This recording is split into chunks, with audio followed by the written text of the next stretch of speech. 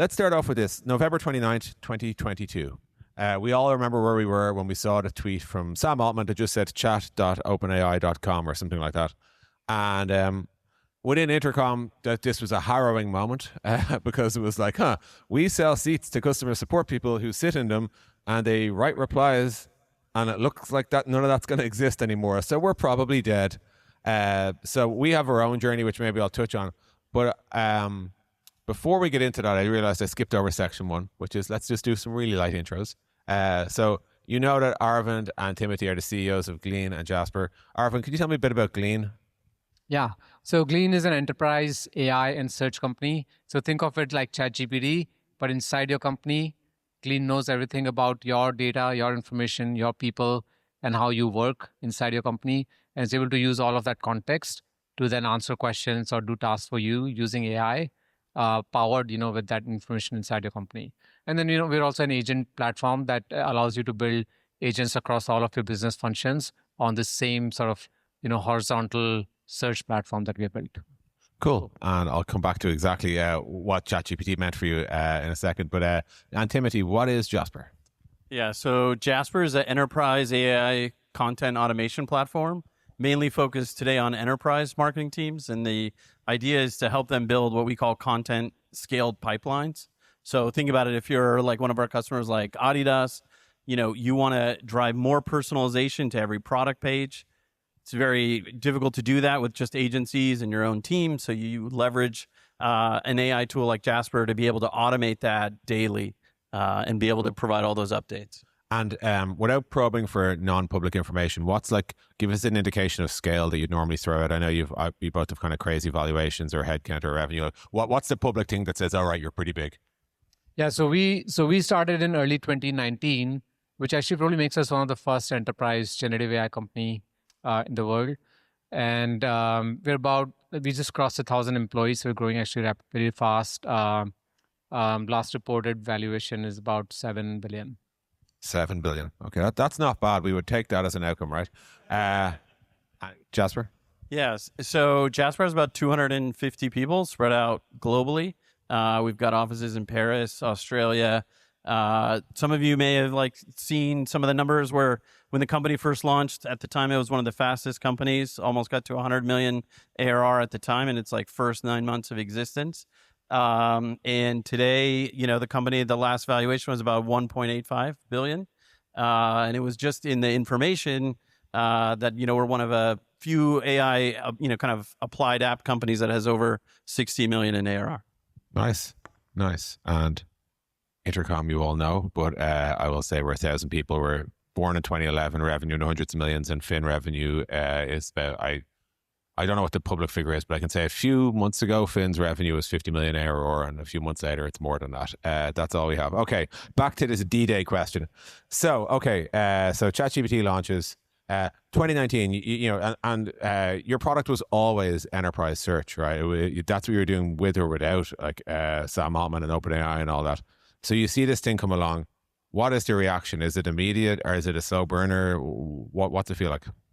Well, we had a big moment of panic, sort of similar to what you were saying. And, as I describe the product today, I say that Glean is like ChatGPT, but inside your company, it knows everything about how your company works. So one of the big fears that we had was, we spent so many years perfecting this, search technology, building, crawling and indexing systems, finding, information inside your enterprise, and then use traditional search methods along with, transformers to make that content searchable.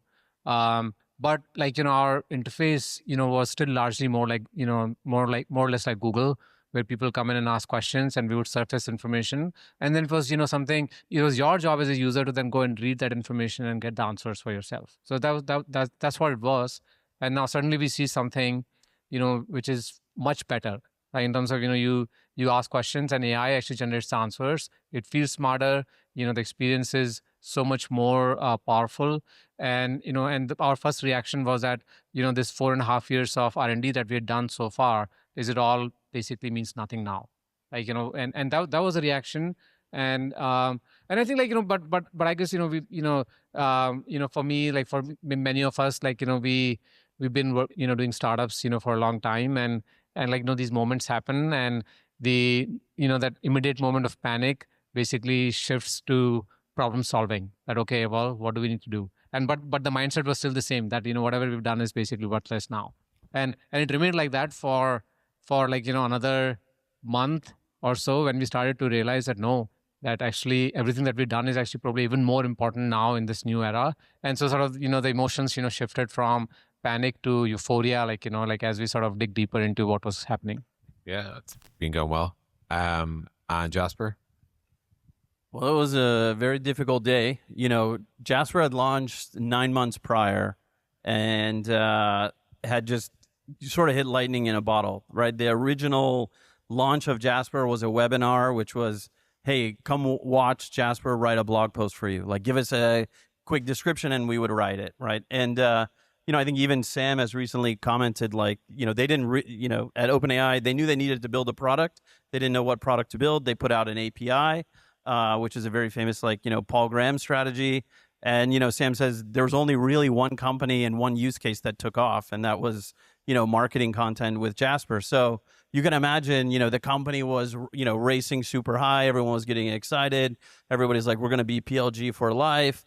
And then, of course, we see ChatGPT launch. Not sure exactly what it meant, but I had just come from Dropbox, and I had a lot of former colleagues who are over there, and I was talking to them about their growth numbers, and I said, okay, this is going to be a little bit of a problem for sure. But we did, I think, what you normally do, and what we used to do at Dropbox, having to compete with Microsoft and Google and Apple every single day, which is you talk to users, you follow them. And we saw a lot of users taking this into enterprises and consistently asking us for more advanced features around scaling content, right? It's not like I want to write one blog post, I want to write 100, and then I want variations, and then I need localization, and I want to build these pipelines because I want to cut my agency spend. And so that's what we spent the last 3 years at the company, completely retooling the business and re-architecting it for that customer. And today we're, so yeah, 2 impressive stories and 2 impressive reactions, hence the billions of dollars sitting here. AI has kind of created this new bloodbath of hyper competition where we're basically like, I assume in both your categories, I know certainly in our category, like there are like our new startups every few days, and they come out of nowhere and they promise the sun, the moon, and the stars. They're going to be the best thing that does everything. And how, because you've built it, how hard it is to get it right. But it's so hard to draw that distinction between like the hyper funded latest and greatest startup who's talking a big game, but that it doesn't work. Versus when you actually are burdened with the thousands or tens of thousands of customers that you have, you just can't lie, because your credibility is a problem. I guess my question is, how do you take your product to market in an era of AI where what you're selling is a promise that there's some magic AI behind the scenes that delivers real goodness? What's the best thing to offer a customer that tells them you're not full of shit, to use a technical term? Well, yeah, I can go first. I mean, I think when AI sort of allowed everybody to create these amazing demos, so that was sort of the first round of selling. You show something super cool and you get a sale done, and now you go and build the real thing. But I think, the market is tired of it now. They've seen enough demos, they've seen enough flashy things, and now they're looking for substance. And in fact, they're not looking for buying AI products anymore, in my opinion. They're actually looking to buy solutions to business problems that they have.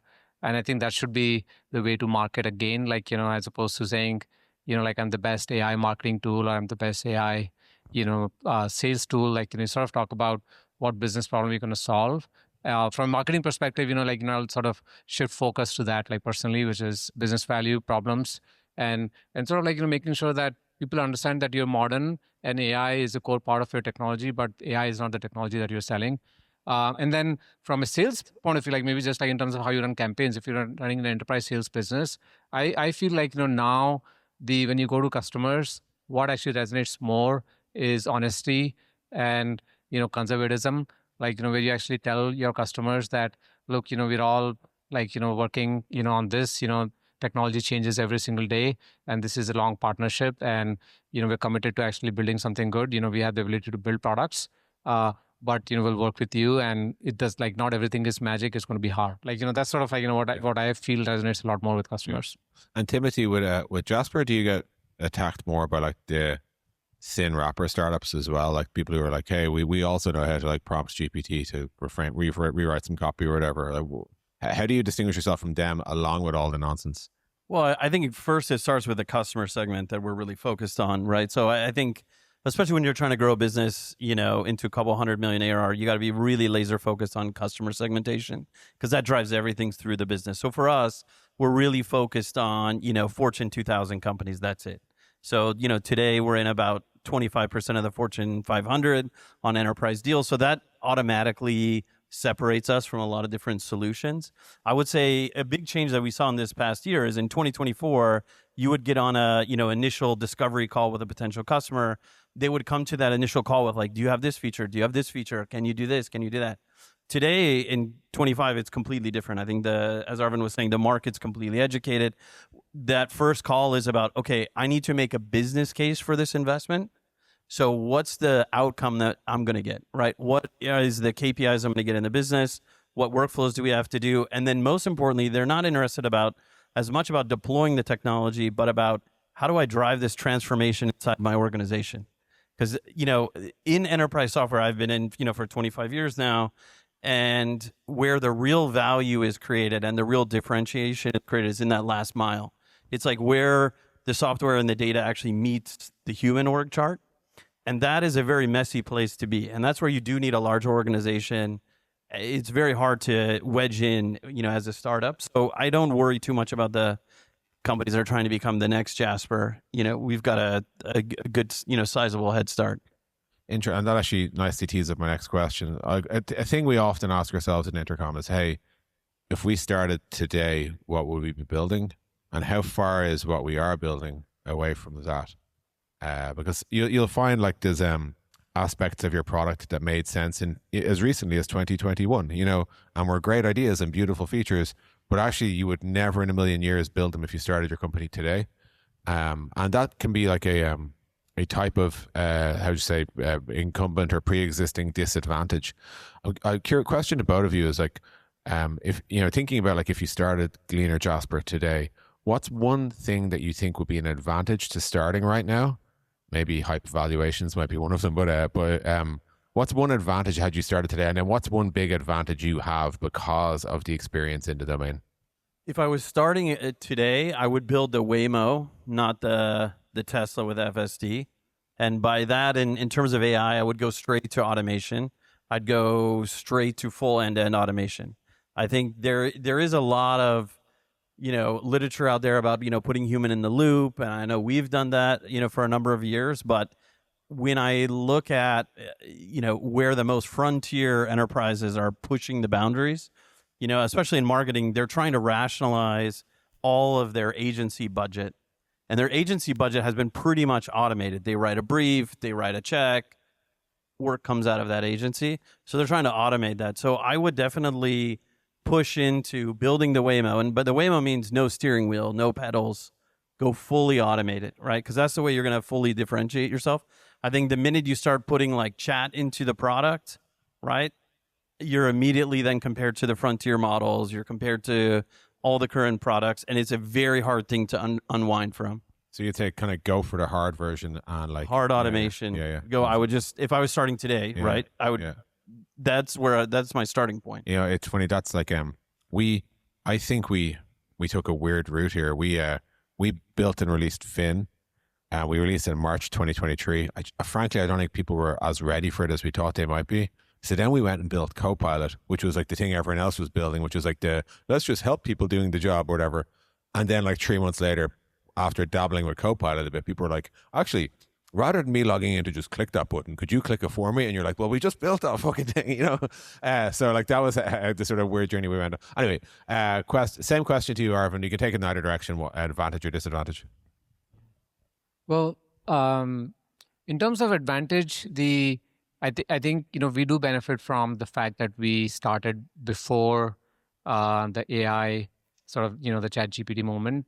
One of them is that we actually had a business problem that we're trying to solve, and that still remains, relevant, and AI actually helps us solve it better.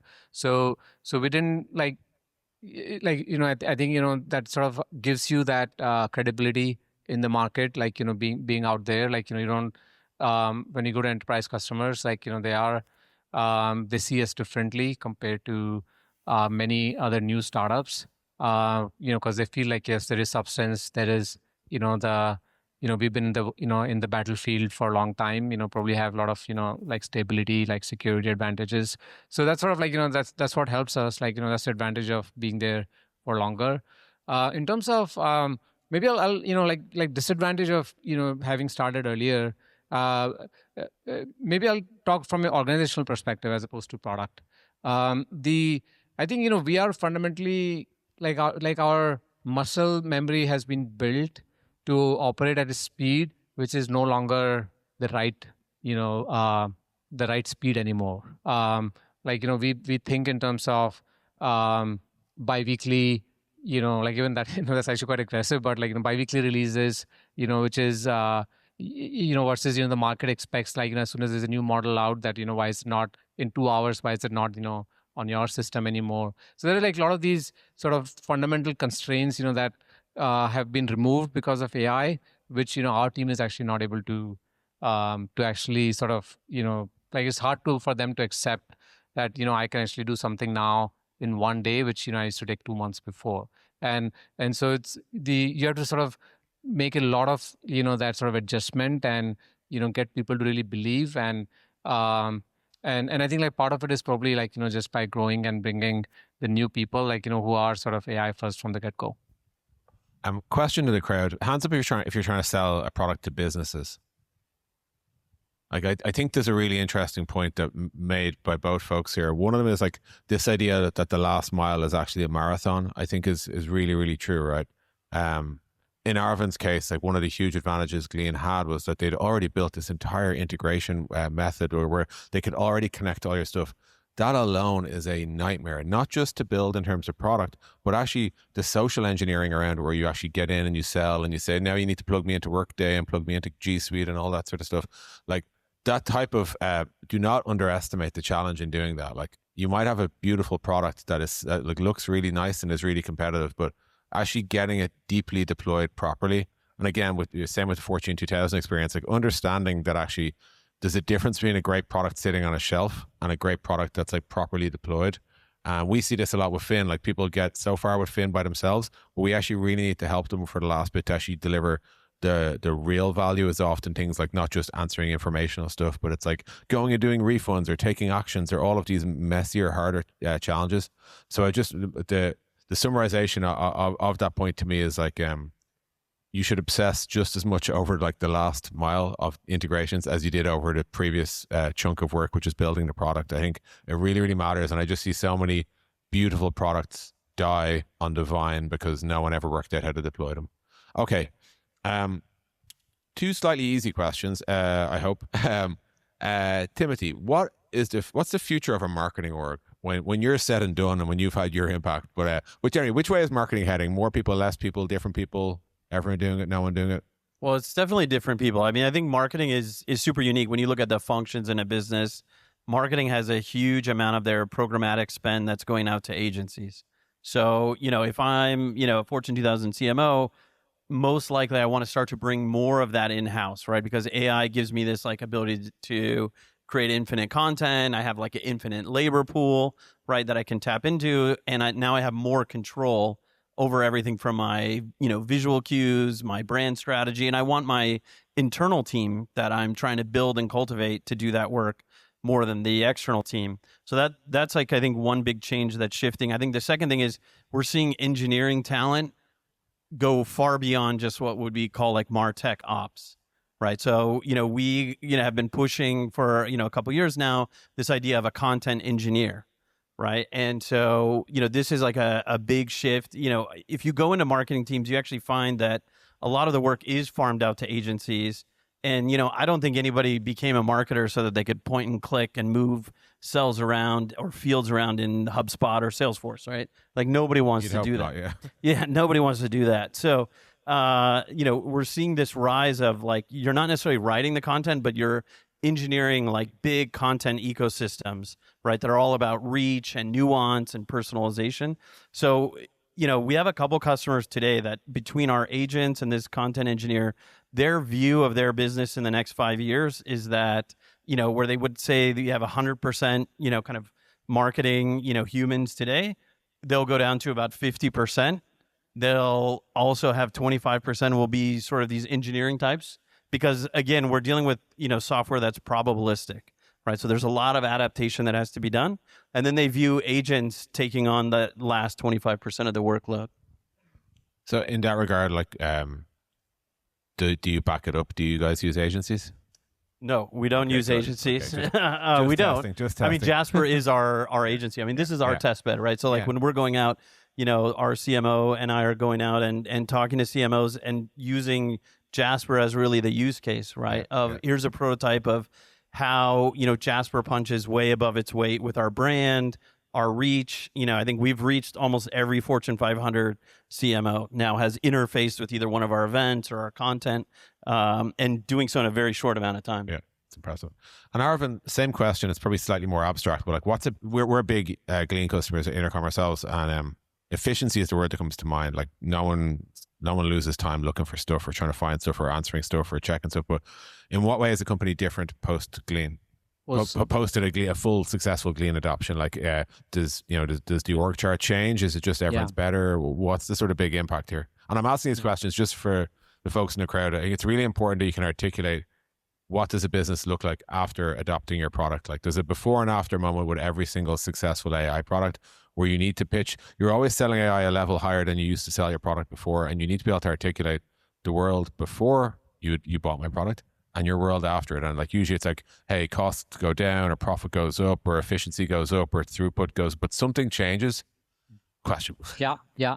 So for Glean, the fundamental change that we bring to an enterprise once they deploy and adopt Glean is, number one, more at a tactical level. We basically are telling our customers that Glean is a way to educate your people what AI can do for them. And so this is a lot about literacy, about education, about bringing your workforce, modernizing your workforce and getting them ready for the future, where AI is an integral part of our work, how we do it on a day-to-day basis. So that's part one. Like, that's how we are sort of, driving that sale. And that's actually what ends up happening, because, Glean is so much about your day-to-day work. It understands, what you as an individual, do on a daily basis. It brings, help proactively to you. Do you get hit for metrics? Like, do CFOs be like, Arvind, tell me what your number is going to change? Yeah. And like, in this story, like, this story is super weak, when it comes to CFOs. Education, literacy, like, where are the numbers, right? What's the ROI? We do have like productivity, like, it's always difficult. Like, when you're trying to actually talk about like how to make your people more efficient, like, that's fuzzy.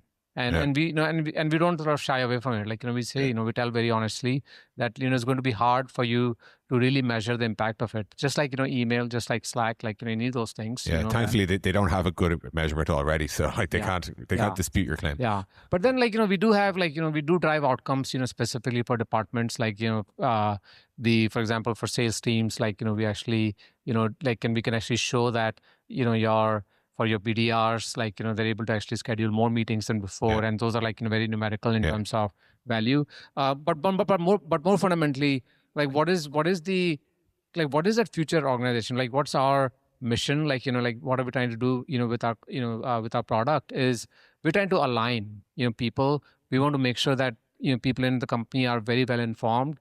They understand very clearly what the company's strategy is. They all work together in the same direction. And, we avoid sort of duplicate work. We avoid, work that conflicts with each other. So that's sort of like, that's like, that's how we think about like what we are trying to do with our product, which is there's immense amount of information, knowledge, data. If you sort of make it available and accessible to people, even when they're not looking for it, and like, let them move in the same direction, you're going to achieve a lot more in your company. Okay, we'll go to Q&A. I only ask of you, you're allowed to say your name. You're even allowed to say your company name. but please ask a short question. And I really hate the whole less of a question, more of a comment where you spend 7 minutes rambling onto a mic or whatever. So that's my only ask, and we'll see how many we can get through. Okay, so we'll start. Sorry, do we have a way that we're going to do this, or am I just going to point to people? Okay, let me stand up and do it. Okay, and I'll decide who it goes to unless you tell me. Okay, so we'll start here in the Battle of the Browsers t-shirt. Thank you, Pat. Allegra, CTO of Lumiera. I just want to dig in a little bit more on the productivity and metric side, because I think this is really important. And you started to talk about it as far as building a business case. It's a huge gap that I see in terms of adoption, being able to build around, okay, how do we actually measure productivity when most enterprises have not ever measured how long it takes to find certain information for any of their business processes, honestly. So how much of your marketing, because that's what we're talking about here today, is focused on the analytics that you can provide in your product to help people build baselines so that they fully understand this in the future, because it is extremely difficult. Okay, cool. You got it. Okay. Yeah, no, that's good. All right. Okay, that's clearly for Arvind, I guess, right? Yeah. Well, I mean, so I think like so today, like, Glean actually has agents that you can build on the platform. And with agents, like, it's much easier for us to show ROI, because each agent, like, takes, automates some specific business process that the business actually already knows, like how much it costs them. That's why they're trying to automate it. So like the job has become easier for us because of that. But before, like when we were actually only had the search and the the AI assistant product, we still had to solve the problem. And so, like, first, we basically would just use time savings as a measure. We can predict it, we can show it. Our customers could actually survey for that, and then you sort of do the business value, like, based on that. And it's like, that sort of, like, would be was what we used to do. And now here's the thing: customers, like, some of them actually want your product, and they're just using, they need your help for them to justify that business case to their executive team.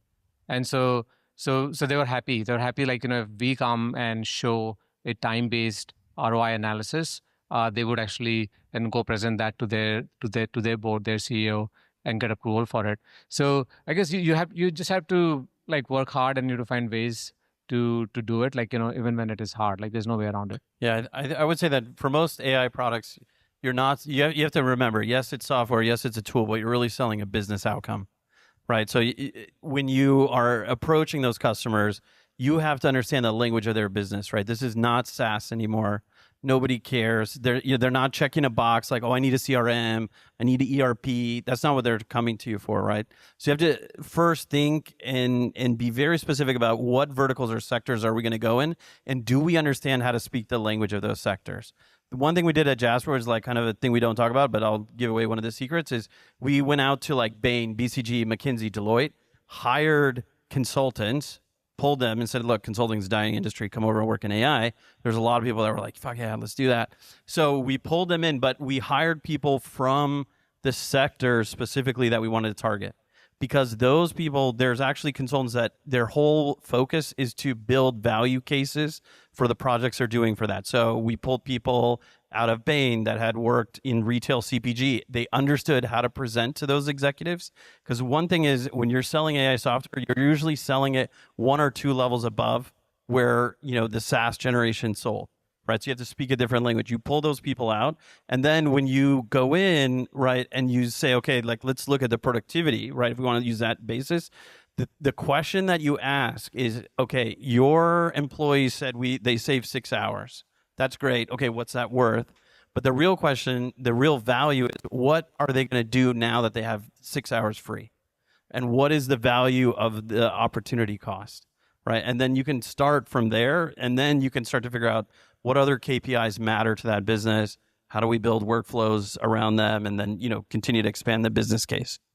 The only thing I'd add is, like, within the customer support space, we, like, all AI kind of is about, we're going to automate some amount of work for you. And the things people really care about are, like, the quality of the automation. How good does it have to be? And you should always make sure that the people you're selling to compare that with what they're currently doing, not with some theoretical perfect case. So there's one is quality, there is quantity, how much can we do? So in our world, it's like, how many support questions can we answer? And then the last one is kind of the cost. So if any discovery call that you do with customers, you should be like, what is it we do for you? How good does it need to be? And what's it currently cost you? And if the business can't answer those three things, you're going to have a really hard time selling to them because they either don't value it, they don't know how good it has to be, or they don't know how much they actually want out of you. And it just makes it really difficult. So there's a spreadsheet we have that literally we tackle this on, but I suggest anything like that would be useful. Okay, next question. We're going to go to the black blazer, blue shirt, and then we'll go grey t-shirt afterwards. Sorry, I'm just calling you by name because I don't know anything else. So that's all I've got. No, it was you. You with your hand. Yeah, cool. Also, yes. So this is about GTM. So obviously your product is very horizontal, right? You pretty much tell the company any of your employees can build AI agents. Now, what's happening, or according to what this trends, is that there's a lot of AI agents that are built specifically for verticals and for specific roles, and they're growing into those specific verticals. So normally they say, it's really hard to sell something for everybody. How do you tackle that from the GTM perspective, especially with enterprises? Who do you sell to? Who's your ICP? Because you would think it's the CTO, but not really, because the sales guy is going to be creating an agent, so he's not using it to the sales department. How do you tackle that horizontal strategy? Because I myself, who I sell to, also have horizontal, it's really hard. Got it. All right. Yeah. We'll just do Arvind on this one because I think because Glean and Fin sell to specific orgs. So I think horizontal products, there are advantages and disadvantages. So the way we actually go and tell our customers why they should invest in Glean is because if you actually use us as a platform, you will be able to build agents for your sales team, for your marketing teams, for your HR and IT and finance and legal and engineering all in one platform. So it's going to be more cost effective for you. So that's our advantage as a horizontal product. The disadvantage, of course, is that, how deep can you go in each one of those verticals? Can you really solve, the last mile, as you talk about? So we're actually honest about that too. And our strategy. So then we're sort of, we've over the last 1 year, we've spent, time thinking about that, how are we going to actually compete, with the purpose-built vertical agent solutions, and we came to the conclusion that even those vertical agents typically need information and data that's outside of their that vertical system, and so we said that if people are building really amazing vertical agents, we want to actually add some value by being a platform to them, by bringing the rest of the enterprise context to them, and so they can build that. So that's sort of our strategy, where we pitch the advantages of horizontal solutions, and there are many to talk about there. For example, you can do security, governance, all in one platform, and then you sort of also try to have a clear strategy on how to sort of work with vertical players. Thank you. Okay, I'll ask you to speak up even though you're close, just so everyone can hear. Okay.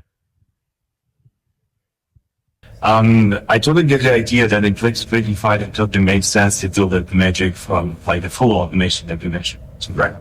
But for me, everyday building consists of not trying to build everything at once, but still split multiple steps and go step by step. It kind of contradicts with what you're describing, right? Building everything at once. But this right now, I can't imagine doing something like this because there's no clear answer how to build that magic. So your question is like a one-shot solution, or can you break it into multi-steps? Can't imagine one-shot solution right now because it's there's too many unknowns right now. So how do you approach this? I mean, I think it depends on what workflows you're trying to automate, and, there's definitely parts of the Jasper platform that you can just do one-off things. But I think, increasingly where we see customers wanting to go is looking at the large content pipelines that they've had and say, okay, how do we fully automate that? Because when you start automating or scaling something with AI, then the bottleneck is really the human, right? So historically, if you're an e-commerce provider, your main metric is how many products can we get onto the site? How fast can we get them? How can we personalize them? How can we drive seasonality through that? And what has existed that a lot of people do not understand outside of marketing is that there's been a massive set of agencies all throughout Southeast Asia that charge between $700 and $300 an image to manipulate it. So for one product, you might spend a couple $1,000s just doing the images, right? And it's just human labor sitting there on Photoshop, adjusting everything, lighting, adjusting sizing and all that. Now all that can be automated. But the challenge is, okay, now we can automate it, right? Now I can launch 5,000 products every day, right? if I'm Wayfair, one of our great customers. But then the challenge is like, do we want to have a human actually look at each one of those? No, like it's not going to work, right? So that's where I think it's really workflow dependent. Cool. Okay, I've already eyeballed my next two, so we'll go here, and then I've got white top at the back, and then we'll come here, and then we're probably at time, are we? Okay, so we'll do. So it's 1, 2, 3. So with that in mind, please keep the Q&A short. So I am João. I'm building a company in AI consumer. So my question is, if you hadn't to, weird place that pivots your company or start over again for consumer company, like how do you leverage your go-to-market strategies on a consumer industry environments? Well, I really don't have any ideas, so maybe you can answer. I built a consumer company long ago. It was luckily successful, but that was because of AOL. Let's see. What would I do? I mean, I think everything right now is community based. I think it's easy for these a lot of young startups to build an audience. It's much harder to translate that into community. And so I think that would be my main focus there.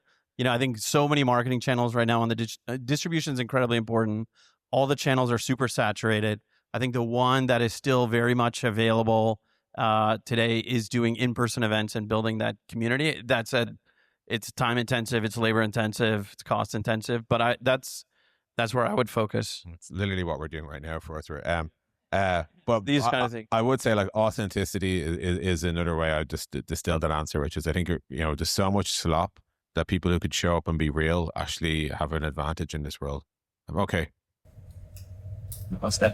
I'm Chris. My question is around pricing. So there's a lot of talk about usage pricing, creating a better pricing for AI, but that contradicts with what you mentioned about like outcome-based pricing, right? And so how do you see that? Like, what is the better pricing model for B2B? I mean, there is no one better model. I mean, there's subscription-based, typical SaaS, then there is the consumption-based, and then there's outcome-based. And we're seeing companies adopt all three of them.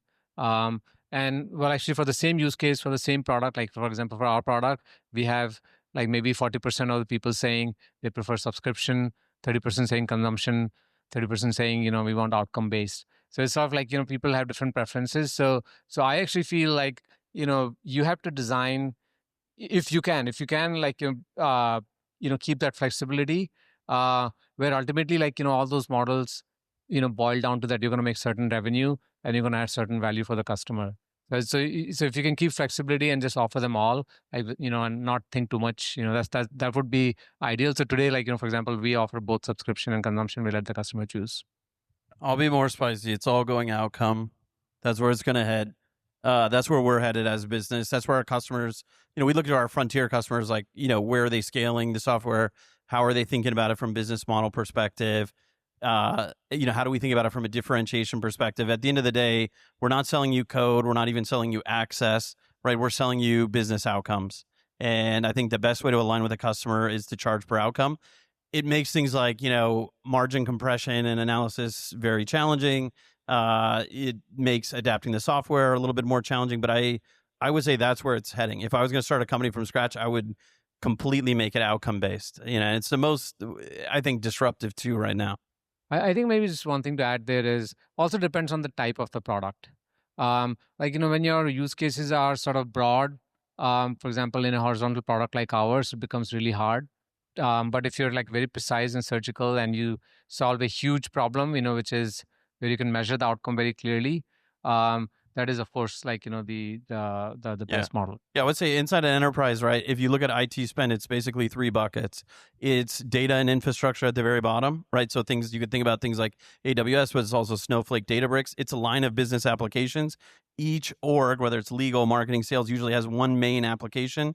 Like let's say you're marketing, maybe it's Salesforce Marketing Cloud or HubSpot. Then there's a whole, constellation of things that rotate around that. And then at the very top is a productivity stack, right? Which has like our office apps, kind of horizontal things. In that line of business, I think that is ground zero for outcome-based pricing. So I would say consumption-based on the bottom, outcome-based. And then I'd agree with Arvind on the more horizontal things. It's natural to have a seat cost there. That's a pretty good articulation. You should write that up, genuinely. All right. If I see it on LinkedIn tomorrow, I'll be very sad. I was going to say, okay. I will totally minimum some attribution days. Okay, and yeah, Fin is outcome, blah blah blah blah. Yeah, I'll skip over. All right, so I'm gonna do one more question, and I'm just gonna like give you a kind of a closing piece of reminding and letting you hear more about how to follow the folks and hear more great thoughts on pricing from Timothy. Okay, question. Hey guys, I'm El Shug or Lindsay. I'm curious what you guys think. I had 2 questions, but I'll probably just ask one.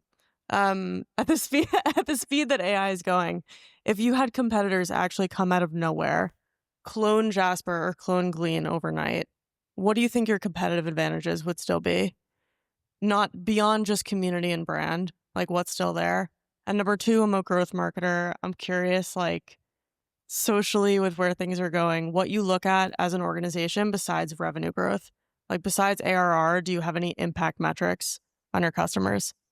Yeah. So the first question, if you literal attack of the clones, someone comes out like bang, they've got everything you got have. You're not allowed to say brand and you're not allowed to say community. What's your advantage? Basically, if they clone your company. Well, I mean, I think we are actually, first of all, that's not a hypothetical question. Like I think most companies are facing it. We started being, with being like the only company that really wanted to solve this one problem that we were solving.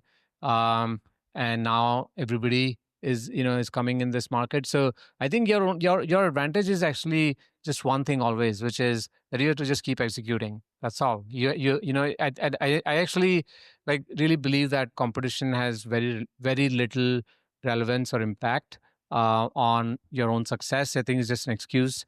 When somebody wants to give up, it's easy to give up saying that, oh, well, other people are going to do a better job than me.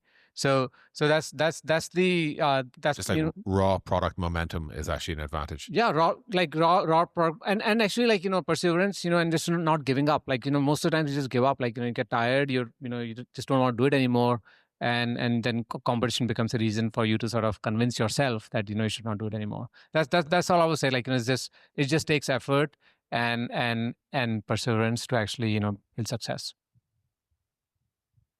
I mean, I would build on it. I mean, it's kind of a cliche answer, but it is velocity. That's really, I mean, even before AI, anytime I've, been a part of a company like Dropbox was all about velocity. Scaling VMware was all about velocity. My own companies were that. And I think as the founder or CEO, you have to be maniacally focused on that. I think it's easy to get really focused on, who do you got to hire next, or, looking at the product every day, or even the GTM. But the thing I think about at the end of the day is like, how do we go faster, right? What teams are not talking to each other? And I look at what are all the cycle times in the company and how do I speed those up, right? What can I cut out? What can I make part of the culture to change, right? So I'm always looking at the company as as a machine, right? How do I make it run faster? And then I'm just probably super annoying to my whole team about velocity. If they say it's going to take 2 weeks, I'm like, great, okay, I'll check in a week and we'll have it ready. And, like you as a founder or as even a exec, like you push the pace, right? So you have to be just completely crazy about pushing pace. And I think the more you do that, the better outcome you'll have. Cool. We're basically not going to answer the second question. It turns out. Sorry about that. Okay. Yeah, I mean, but both our panelists ignored it. So, okay, cool. Let me.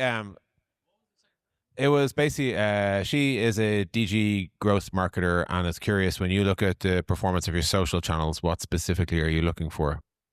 Okay, outside of I mean, as an enterprise company, we look at everything in like consumer grade metrics, which I think is like very different historically, right? Because we're not selling seats, and then we're looking at a whole series of signals about what was the quality of the output of the AI, right? Like, was it accepted? Was it used? Can we spin it back in our data flywheel? But I'd say it's mainly for B2B. It's mainly looking at it as a consumer business. And it's the same for us. Like we actually de-emphasize ARR as a key metric to observe and measure. We actually look at engagement and user success. Like, so it's go product first. For what's worth, I think the thing to ask about revenue is the health of the revenue. And really what that means is like is the revenue backed by usage? What percentage of the dollars your company makes is backed by somebody sitting down and using your product, as opposed to your product being shelfware and you thinking that that's going to be great when the NRR or the revenue retention of that is like 0% because no one's touched the thing. And I think for what it's worth, I do think in this AI era, there are a lot of companies posting epic revenue charts, but the NRR is going to be a bloodbath because people I can tell you that story from the first part of Jasper. Like, yeah, it's going to be a complete bloodbath, especially these companies that, you know, are going across multiple customer segments, especially if you're in the prosumer thing. Those prosumers buy this AI software the exact same way that they bought Dropbox, the exact same way they buy DocuSign. It's very episodic, right? And so they will have their own churn days. And when you look at their margin profiles and their CAC, it's a very scary thing, right? They're hoping they can get escape velocity and that they'll grow into some larger market. But I don't think the prosumer is going to change their behavior. Cool. Okay. In order to wrap, I'll say, first of all, we don't need to tell you what Glean or Jasper or Fin for that matter is, so I'm not going to do any sort of pitch like that. I am curious, do either of you have events, aside from your one, are you speaking tomorrow at Web Summit? Is there anywhere else people can follow you? Yeah, I'm speaking tomorrow afternoon. Cool. And what's it about? It's about AI agents and like how do you treat them as your, you know, like, you know, they're going to be your future teammates. How do you treat them? Awesome. Cool. And Timothy? I've got a panel on what's going to happen to SaaS with another company in your space that will remain Huge. I'll not nameless. be named, yeah. Yeah. I'll try to make sure they don't get on stage. Thank you. No problem. And then I have a fireside chat also on agents and kind of like, you know, what we're seeing in the market, how do they impact marketing and go-to-market teams. Cool. And I presume people can follow you on X or LinkedIn or whatever the hell. Yeah, you'll see my posts about the pricing. Okay, cool. Exactly. Genuinely, Thank you for that. I swear. I'll hire you as a hard Yeah, next please content do engineer. it. Otherwise, I will steal it, and I'll feel a little bit bad, but I'll do it anyway. Okay, and I'm speaking twice tomorrow. One on transitioning from a SaaS company to an AI company, and one on building agents as well. Hope to see some of you there. I'll be around afterwards. If people want to chat, I won't be as around there because we have a dinner to go to. But thank you all for coming out. Really appreciate it. Hope the food was good. Hope the drinks were good. Hope the conversation was useful. Hope you got what you wanted. Please give a round of applause to our speakers, and thanks very much. Thank you. Thank you.